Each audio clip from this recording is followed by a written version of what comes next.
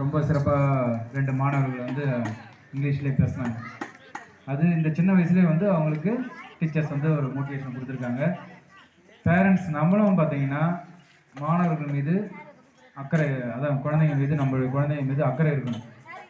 நம்ம ஏதோ வந்து நம்ம ஸ்கூலுக்கு சேர்த்துட்டோம், காலையில் அவனே கிளம்பி போயிடுவான், வீட்டுக்கு வரான், அவன் படிக்கிறானா இல்லையா அதெல்லாம் பார்க்கறதே கிடையாது நிறைய பேர்.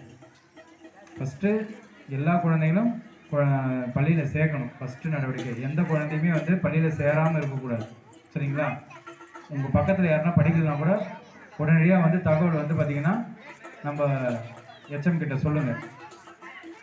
அடுத்தது, நாங்கள் பள்ளிக்கெலாம் வரோம், ஸ்கூலுக்கு வரும்போது குழந்தைங்கள்லாம் பார்க்கும்போது ஒரு சில ஸ்டூடெண்ட்லாம் நல்லா படிக்கிறாங்க, ஒரு சில ஸ்டூடெண்ட் வந்து கொஞ்சம் பின்தங்கி இருக்கிறாங்க.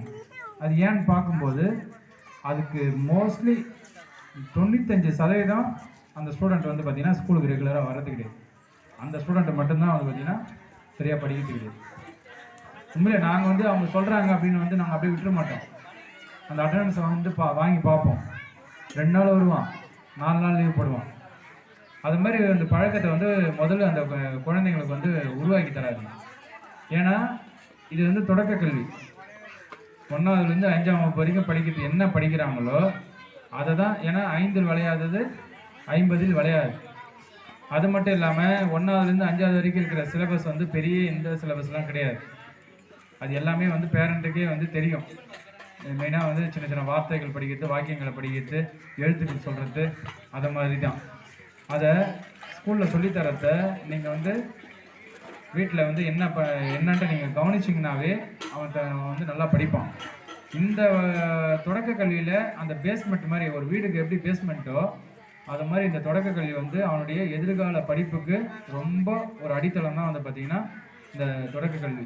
இந்த 5ஆம் வகுப்பு வரைக்கும் என்ன படிக்கிறானோ அதுதான் வந்து பிற்காலத்தில் அவன் என்னமா ஆக போகிறான் அப்படின்றத உருவாக்கக்கூடியது. அதனால் பேரண்ட்ஸ் நீங்கள் வந்து சின்ன வகுப்பு தானே படிக்கிறான், அவன் அப்புறம் படிச்சுப்பான் அப்படின்ற மாதிரி லெதர்ஜிக்காக இருக்க வேணாம். என்ன படிக்கிறான், ஸ்கூலுக்கு வந்து கரெக்டான டைம் போகிறானா, வீட்டுக்கு கரெக்டாக வரானா, கொடுக்குற ஹோம்ஒர்க்லாம் வந்து கரெக்டாக செய்கிறானா, இதெல்லாம் வந்து கண்காணிங்க. அதே மாதிரி எந்த ஸ்டூடெண்ட் அவங்க நண்பர்கள் யார், அவங்க யார் கூட பழகிறான், எங்கே போகிறான், அது மாதிரி நீங்கள் இந்த சின்ன வயசுலேயே அவனை வந்து ஒரு பக்குவப்படுத்திட்டீங்கன்னு வச்சிங்களேன், அவன் பெரிய வகுப்பு வந்து இப்போது நம்மளுடைய கண்காணிப்பில் இந்த ஊரில் படிப்பான், பெரிய வகுப்புன்னும் போது வெளியூர் போய் படிப்பான். அப்படி படிக்கும்போது நீங்கள் இந்த இடத்துல இந்த வயசில் எப்படி அவனை வந்து உருவாக்குறீங்களோ அதே தான் வந்து பார்த்திங்கன்னா காலேஜ் எந்த ஊர் போய் படித்தாலும் அவனுடைய பழக்க வழக்கம் மாறாது. சரிங்களா? அவன் மனசில் நல்லா ஆழமாக பதிஞ்சிடும். அதை வந்து நினைவில் கொள்ளுங்கள். நிறைய வாய்ப்புகள் இருக்குது. நம்ம இந்த ஸ்கூலில் தான் படிக்க வைக்கிறோம், இது சாதாரண ஸ்கூல் தானே அப்படின்ற மாதிரிலாம் நினைக்காதீங்க. நீங்கள் அதாவது நமக்கு தனியார் பள்ளியில் என்ன படிக்கிறாங்களோ அதே புக்கு தான் வந்து பார்த்திங்கன்னா இங்கேயும் இருக்குது. சமச்சீர் கல்வி கொண்டு வந்துட்டாங்க. இந்த குழந்தை 10ஆவது பேஜில் இப்போ எக்ஸாம்பிள் ஒரு 5ஆம் வகுப்பில் ஒரு குழந்தை படிக்குதுன்னா அது 10ஆவது பேஜில் என்ன பாடம் படிக்குதோ அதே 10ஆவது பேஜில் இருக்கிற பாடம் தான் வந்து பார்த்திங்கன்னா தனியார் பள்ளியிலையும் படிப்பாங்க. வேறு எதுவுமே கிடையாது.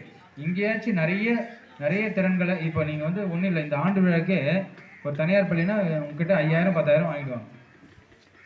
சும்மா ஒரு வார்த்தை 2 வார்த்தை பேசும், அவ்வளோதான். எல்லாமே அங்கே பைசா. இங்கே எதுவுமே கிடையாது, எல்லாமே ஃப்ரீ. எல்லாமே ஃப்ரீயாக கொடுத்தாலும் எல்லாம் குவாலிட்டியாக தராங்க. நம்ம புக்குலாம் பார்த்தீங்கன்னா அதாவது நம்பர் 1 அந்த பேப்பர் இதுலேயே வந்து பார்த்திங்கன்னா நிறைய வெரைட்டி இருக்கும். இப்போ நம்ம ஒரு நியூஸ் பேப்பர் இருக்குது பார்த்தீங்களா, நியூஸ் பேப்பர்லாம் இருக்கிறதுலே வந்து லாஸ்ட்டு கேட்டகரி பேப்பர் டைப்லேயே. ஆனால் நம்ம புக் அடிக்கிறாங்க பார்த்தீங்களா, அச்சடிக்கிறாங்க பார்த்தீங்களா, அதெல்லாம் வந்து நம்பர் 1 குவாலிட்டி. அதேமாதிரி நோட்டுலாம் வந்து பார்த்திங்கன்னா நம்பர் 1 குவாலிட்டி. பேக்லாம் நம்ம இது மாதிரி பார்த்துருக்குமா? இப்போ இன்றைக்கி பேரண்ட்ஸாக இருக்கிறீங்க, பேரண்ட்ஸாக இருக்கும்போது படிக்கும்போது இருந்த அரசு பள்ளியினுடைய நிலைமைகள் வேறு, இன்றைக்கி இருக்கிற அரசு பள்ளிகளுடைய நிலைமைகள் வேறு. எது வந்தாலும் வந்து என்ன வேணும்னு வந்து கேட்டு செய்கிறாங்க. தண்ணி வசதி இல்லையா, கழிப்பறை வசதி இல்லையா, இல்லை பில்டிங் வசதி இல்லையா, இல்லை இந்த பில்டிங் இடிக்கணுமா அப்படின்னு வந்து அரசாங்கம் வந்து ஒவ்வொன்றா கேட்டு ஒவ்வொரு வருஷமும் கேட்டு நிறைய திட்டங்கள் மூலம் MLA fund, MP fund, BDO office fund, NABARD திட்டம், இது மாதிரி நிறைய திட்டங்கள் மூலம் நம்ம கல்வித்துறைக்காக இப்போ கூட நம்ம பட்ஜெட்டில் வந்து பார்த்திங்கன்னா கல்வித்துறைக்காக 48,000 கோடி வந்து ஒதுக்கியிருக்கிறாங்க.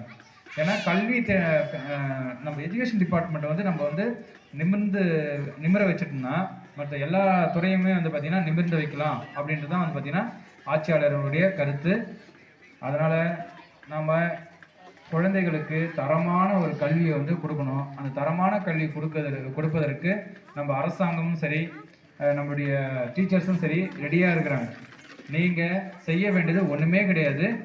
உங்கள் குழந்தைங்கள சேர்த்துருங்க, ஸ்கூலில் சேர்த்துட்டு அப்படியே இல்லாமல் அவங்க டெய்லியும் ரெகுலராக வரணும்.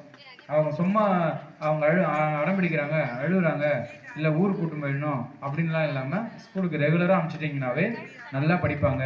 நிறைய வாய்ப்புகள் இருக்குது, நிறைய அதாவது தொழில் நிறுவனங்கள்லேருந்து, அரசாங்க வேலையிலேருந்து, மத்திய அரசு பணியிலேருந்து கிட்டத்தட்ட நம்ம வந்து நல்லா படித்தோம்னா 30,000 ரூபாய் சம்பளத்திலிருந்து 3 லட்சம் 30 லட்ச ரூபா சம்பளம் வரைக்கும் பார்த்தீங்கன்னா வாங்கிறதுக்கு நமக்கு வந்து பார்த்தீங்கன்னா வெளியே சோர்ஸ் இருக்குது.